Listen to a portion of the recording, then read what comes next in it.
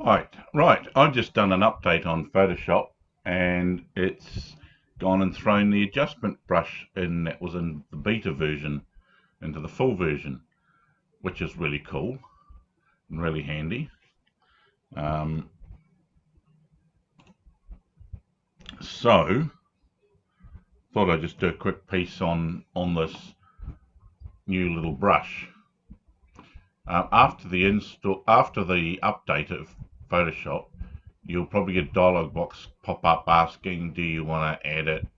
Was it reset your toolbar or not? I would recommend not, and do it manually, because if you're like me and you've customized the living crap out of your um, toolbar and you can't remember exactly what all your customizations are, um, you might suddenly find a whole bunch of things have changed. But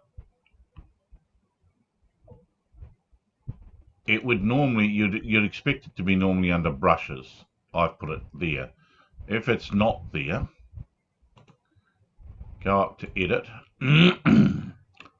down to toolbar, and you'll find it sitting here where it says extra tools.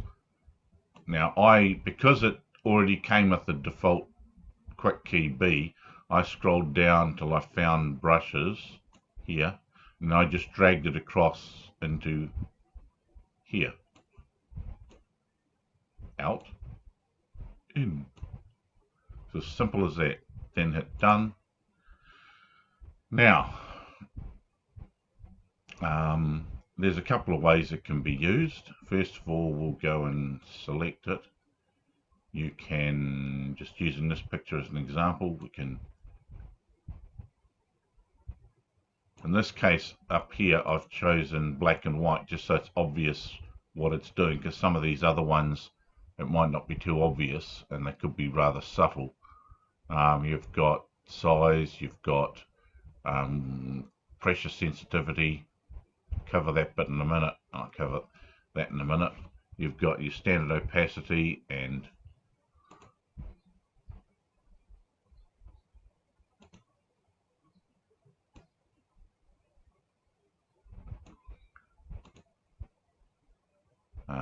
flow. Now,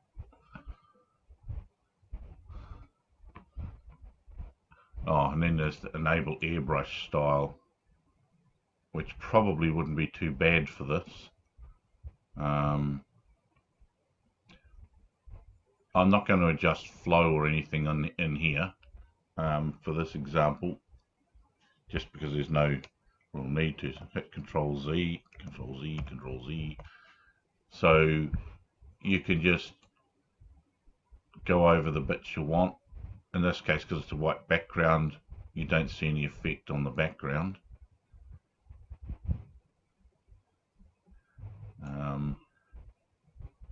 Another way to do it is you can select subject. Now this is interesting.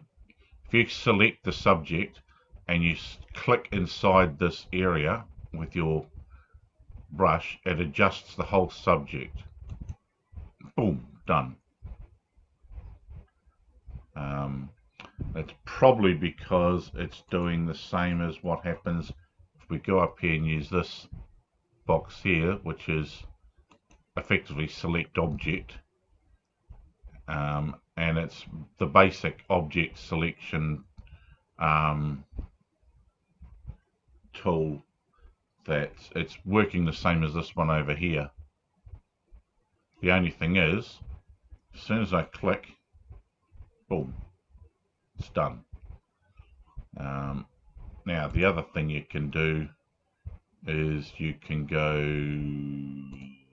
select subject. Oops, hang on, I need to be on the subject. Select subject. Let's do its thing. Now I can change my adjustment brush back to the normal brush. Nice big brush. Adjust the size a little bit. Hit Q for quick select. And we get that. and effectively I'm unselecting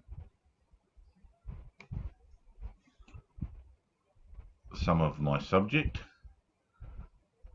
with a slight feather on the edge here.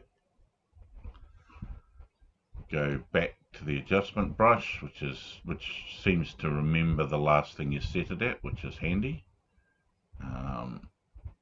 And click, and now I've got it faded from grey to coloured. And it does it as a new layer when you use this brush. Effectively, it's doing a masked layer. So I can go in here and I can adjust just like a layer adjustment. I can go in here and adjust how the black and white is affected. Say we got blue, I could take those blues and make them dark.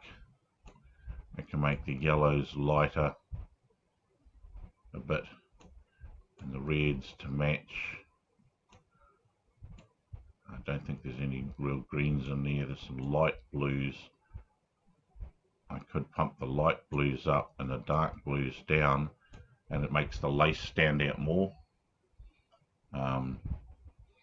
So I've got that access. Now the interesting thing is, watch this. If I add, say for instance I decide I'm going to add her leg,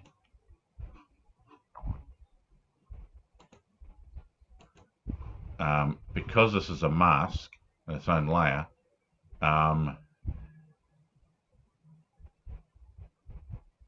can't do anything direct on that unless I go in. I can go in and edit this mask, so I can change back to brush tool,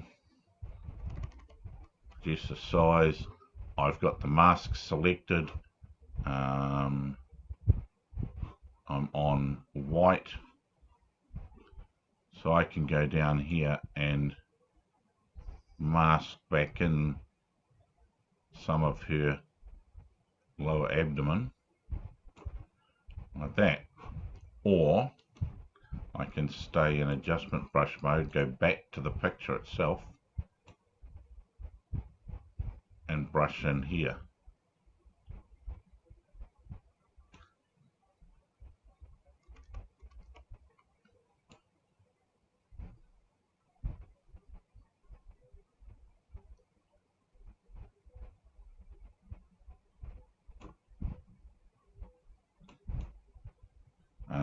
Keeping in mind that if I go over areas that I've already done, like that, it's basically reapplying the,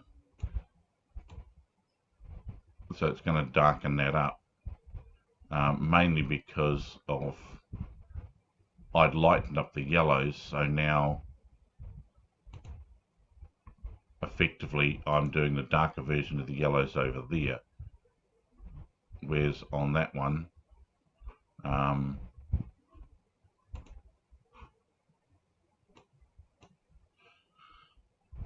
it's different. But yeah, so it's a cute little tool.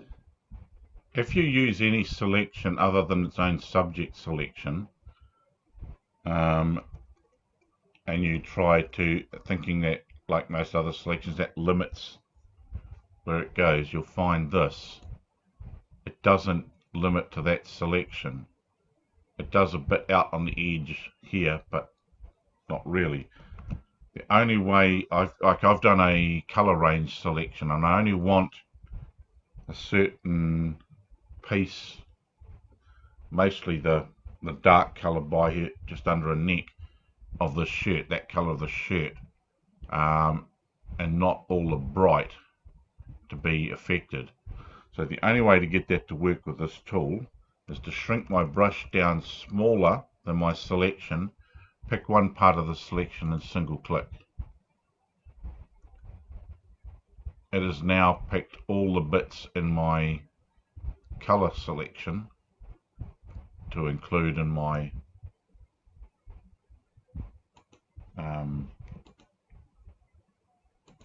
adjustment brush.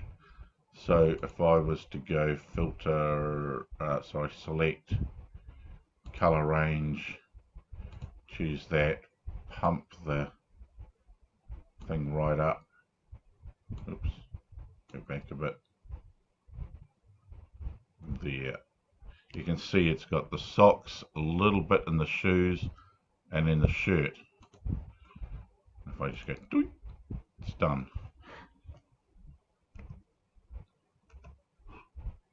If I, for instance, pick that color and stay within the marching ants, it only affects that.